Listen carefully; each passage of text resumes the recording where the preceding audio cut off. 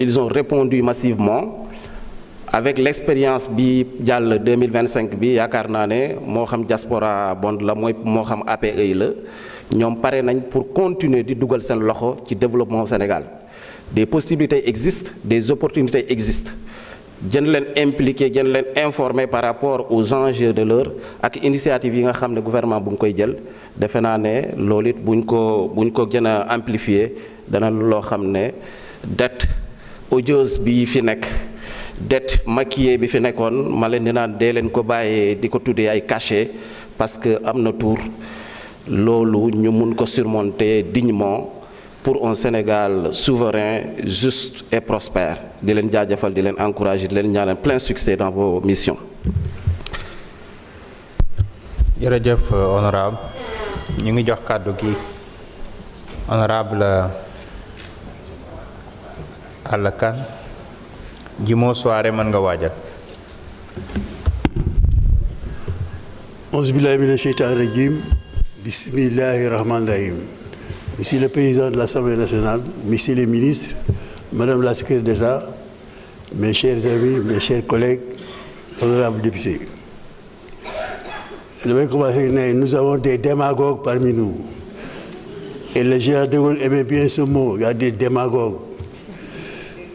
Nous en avons beaucoup parmi nous. Mais il faut être réaliste. Mais budget du dara lu may ñaari pàcc la.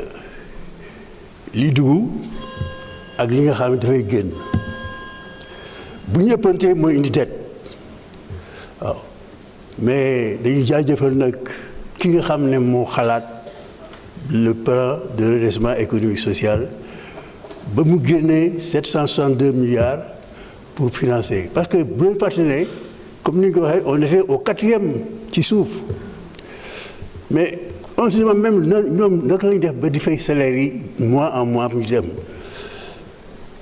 donc bu ñu bëggee am suñu souveraineté suñu indépendance il faut ñu nangoo dugal suñu loxo suñu poche di fay réew mi jëm kanam parce que lu manqué ci suñu poche yi dañ koy lebi waaw kon nag moi je dis que jaaraama monsieur le ministre des finances et du budget jaaraama monsieur le ministre de l'économie, du plan et de la coopération. C'est-à-dire ñun dañoo ne ànd ak jubal jubanti ci kaw ñu ngi jubanti bu baax a baax a baax bu baax parce que li indi plan de redressement économique jubanti la li indi ñu fixé ne ñun dañoo bëgg a endogénéiser suñu réew endogénéiser mooy ñu jël alal réew mi mu des ci réew mi mu jariñoo ko pour suñu problème ñu réglé ko ak suñu alal loolu jubbanti la mais attention am na lu ñu xaar ci suuf war nañu ba seet jubbanti ci peuple bi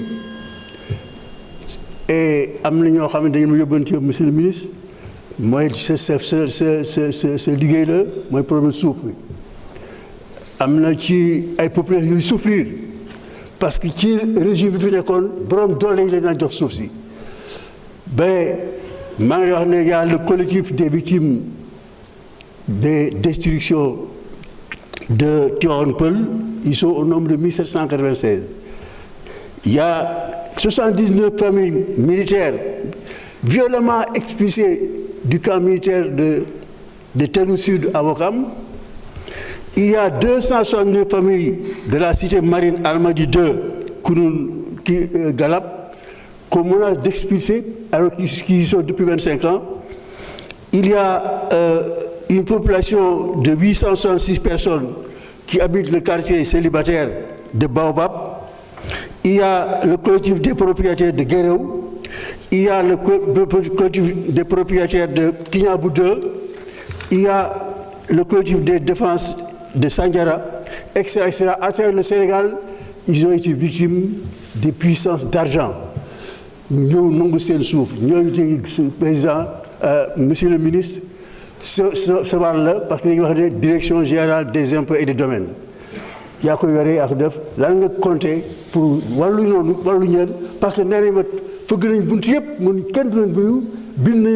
avons Mais je pense que régler ces problèmes-là. Il y en a en pagaille, il y en a moult à travers le pays. Hein? Il faut nous régulariser ces situations pour que nous dellu ànd seen sago dellu seen liggéey ànd seen jàmm lu am importance la. Je crois que ñoom yónni ma yëg la ko nee na bind nañ ba tey ci ñu ñooy bind kenn du leen tontu kenn du leen déglu loolu yeggee naa la ko. damay proposer ñu def une commission nationale chargée du règlement des différends au sein du peuple. Parce que dafa bari ay problèmes ci peuple bi il faut une commission nationale. Je me rappelle qu'en 1989, avec les événements de la Mauritanie, on a mis en place un comité de gestion des biens litigieux sénégalo-mauritaniens, dont j'étais membre. On m'a mis là-dedans, j'étais le trésorier. Et c'est ainsi qu'on est arrivé à régler tous ces problèmes jusqu'à la fin. Je pense qu'il y a des problèmes au sein du peuple. Et le jubbanti au sein du peuple, il faut une commission nationale chargée de recevoir toutes les demandes pour essayer de trouver des solutions. Je vous remercie. jërëjëf honorable ñu ngi jox kàddu gi Jimo Soare Mohamed Sall mën nga waajal.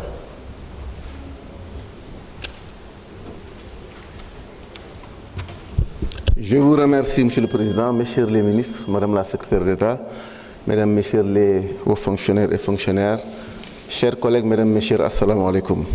Monsieur le ministre, le premier point que je vais évoquer est relatif à la transparence budgétaire qui n'est pas une option. C'est une obligation légale, c'est le fondement même des finances publiques. Et à ce jour, Monsieur le ministre, on est en train d'examiner le projet de loi de finances 2026. Nous n'avons pas reçu, en tout cas le projet de loi de règlement 2024 n'a pas été déposé à l'Assemblée nationale, contrairement aux dispositions de l'article 62 de la LOLF. Ici, il y a des députés de la majorité, alors à l'opposition, qui avaient mis un point d'honneur au dépôt, en tout cas, du projet de loi de règlement avant le vote de la loi de finances 2023. Et ils avaient raison de le faire. Monsieur le ministre, quand est-ce que vous allez déposer en tout cas le projet de loi de règlement 2024 à l'Assemblée nationale? À quelle date, en tout cas, vous comptez déposer ce projet de loi de règlement? Monsieur le ministre, comment pouvez-vous nous garantir la sincérité du projet de loi de finances 2026 alors que l'Assemblée nationale est privée, en tout cas, des éléments essentiels d'appréciation en ce qui concerne le projet de loi de règlement 2024? Le second point, Monsieur le ministre, c'est toujours quelque part relatif à la sincérité budgétaire, et en particulier sur un programme, le plan spécial de désenclavement, qui est un programme extrêmement important et qui est actuellement à l'arrêt, qui est suspendu. Et le ministre des Infrastructures nous a dit en commission que cela est dû au fait que la banque partenaire n'a pas en tout cas fourni la troisième tranche et qu'il y a aussi le non-paiement de 2 arriérés au mois de décembre 2024 et au mois de juin 2025, si je ne me trompe. Monsieur le ministre, le plan spécial de désenclavement joue un rôle extrêmement important au Sénégal. Nous comptons sur ce plan, en tout cas, pour continuer cette politique de désenclavement des zones rurales. Je pense particulièrement à mon département, le département de Goudiri, sur le tronçon Goudiri-Djanké-Makan-Sadoutou. Les travaux avaient démarré et sont à l'arrêt. Monsieur le ministre, à quand la reprise des travaux? Cela est certainement dû à l'arrêt de la convention avec du financement du fonds. Et nous voulons avoir, Monsieur le ministre, cette fois, je voulais poser l'année dernière des informations